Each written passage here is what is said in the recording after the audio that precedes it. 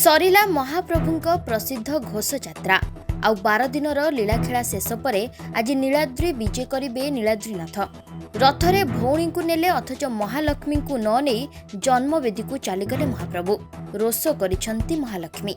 महाप्रभु श्री जगन्नाथ पत्नी महालक्ष्मींकर रोष को पशमित करिबा पई रसगोला देई महालक्ष्मींकर मान भंजन करी रत्नवेदी को विराजमान करिबे।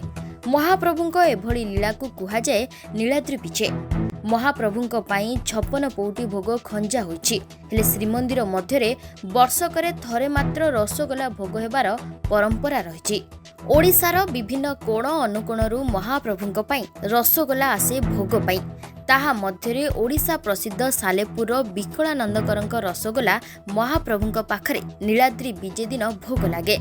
भोग लागिबा परे सेही रसगोला भोग को भक्त मानक मध्यरे बंटा हुए। सालेपुर रसगोला महाप्रभुंक पाखरे भोग लागुथिबारु सालेपुरवासी निजको धन्य मने करंती।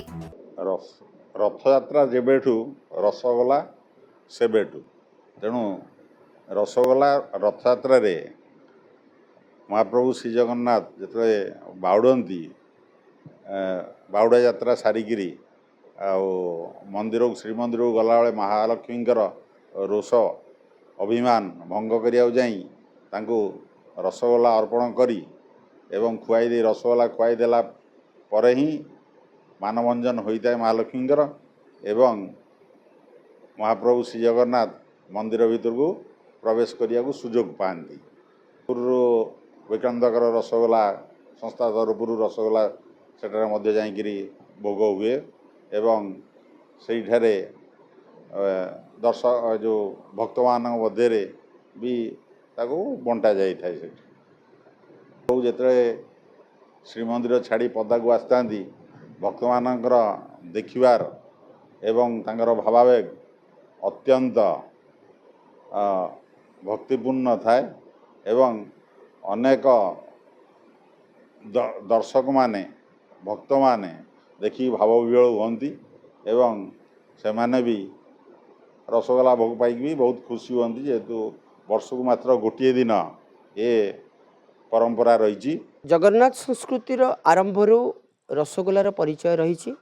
रसगोला ओडिशार स्वाभिमान गर्व आ गौरव से भारत सरकार जीआई टैग मान्यता पाइबा परे ओडिशा रे सृष्टि होता रसगोलार परिचय बहु बढ़ी जाइए।